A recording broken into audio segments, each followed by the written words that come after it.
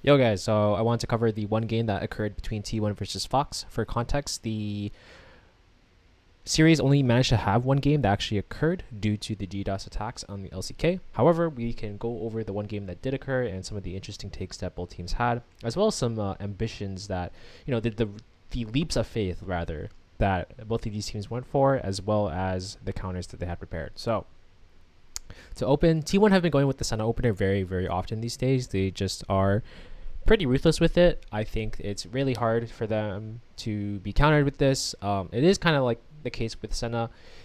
It's funny because they're the Senna salesman in the sense that on blue they always pretty much are willing to take Senna opener right now, and then on red they will usually ban it because they think they're the better players and then they don't want to deal with Senna. So that's usually the dynamic they go for. I want you to pay attention to the first phase bans because they're a little bit interesting. Notably the Aatrox and Lucian bans from Fox, which is a little bit unique, I would say, against T1.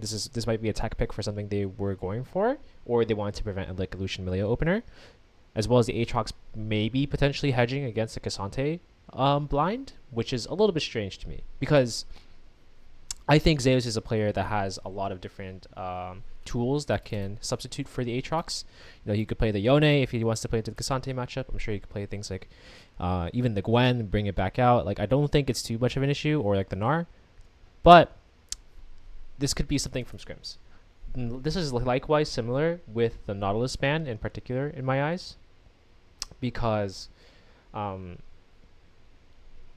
idea here is that when you open Senna, right, it's okay for Fox to take Nautilus, generally speaking, because you can pick a lot of options into the Nautilus if you're the Senna lane. However, it is very possible that T1 just don't want that option for Fox in general, so they decided to get rid of it. Similar with the Lee Sin, which I find very interesting. That I think that one's for sure something related to insider info that we don't really have at that moment. And I'll take that back a little bit. I believe the Lucian ban was actually instigated because of the Milial ban for T1, so that's a good job of basically diluting the ban pool down to basically 2 bans per team, because you're basically trading bans. So how does this play out in the first bits? So the Senna is basically a decent, just all-encompassing pick. There's nothing to worry about there, and I like the adaptation here from Fox because of the Azir opener, which has been, it's both a great champion in this current state of the game, as well as just something that can help round out a lot of comps. So you're not really showing much by picking Azir. And T1, they actually have the response with the Corki already. So they're already setting themselves up for that sort of poke defensive condition, and Fox should be catching on to this. It's when you see their first 3 lanes, it should be generally easy to tell.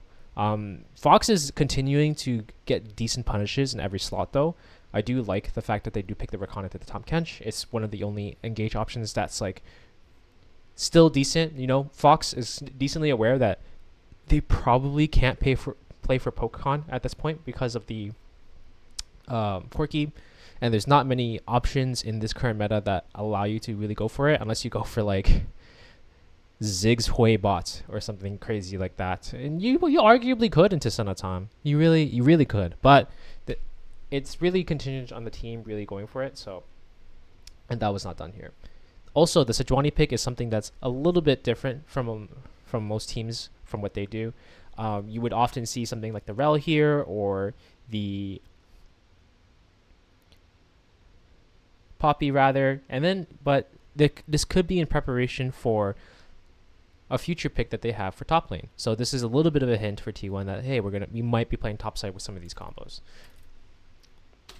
The Tristana is where it gets a little bit interesting for me because I don't necessarily agree with this pick. And the reason for that is you already are generally aware that T1 has the Senatom. They're going to neutralize this lane. It's just something that maybe Fox has an idea of like very specific windows within this matchup that they think they can get something.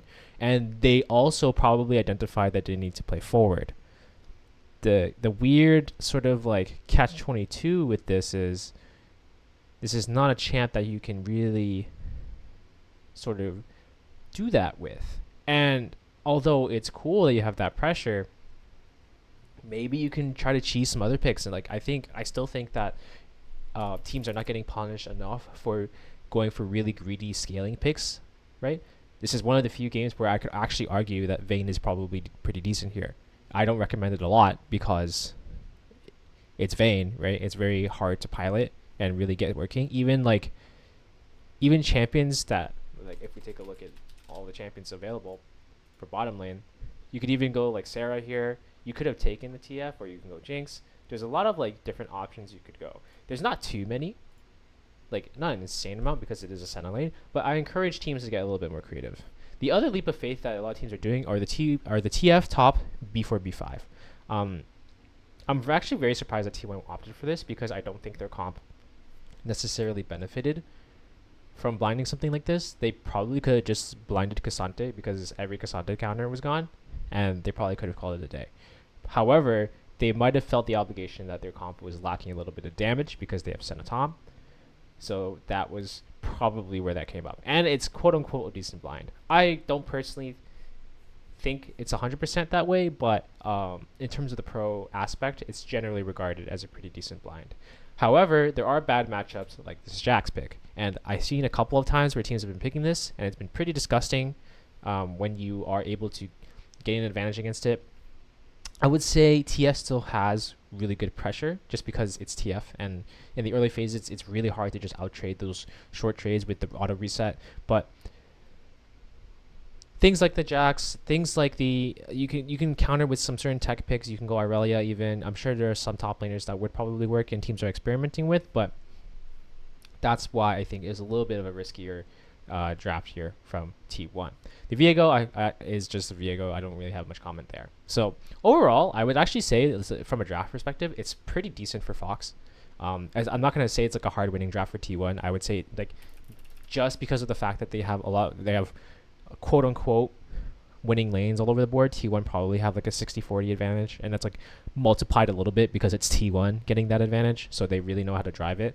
And so sure, in that sense, maybe it's like a 65-35 at most. But by all means, I think it's actually a pretty decent draft by Fox. And I think with the exception of maybe the Tristana pick that kind of stunts their ability to really do anything in the bottom side and kind of like waste that resource, definitely not a bad motive. And I kind of like the idea. So just wanted to talk about that.